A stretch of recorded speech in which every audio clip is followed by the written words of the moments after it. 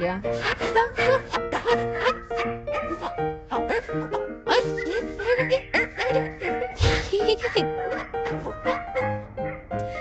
Anh á, anh mới thật.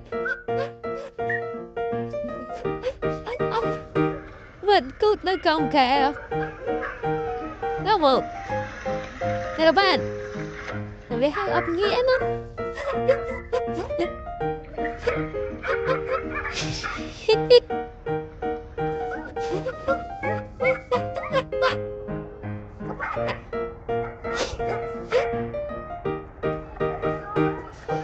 Là mưa ấy à?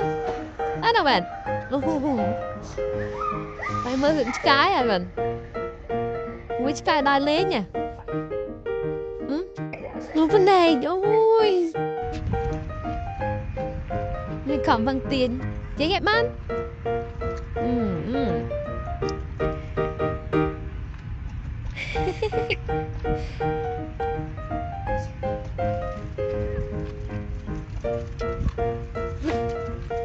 Thầy chỉ cả tại.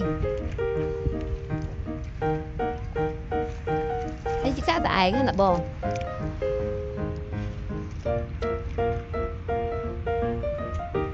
Đúng không này?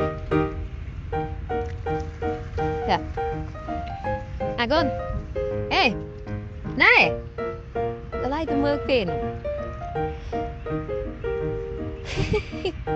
Lươn. Nhắm á này. Ở đâu?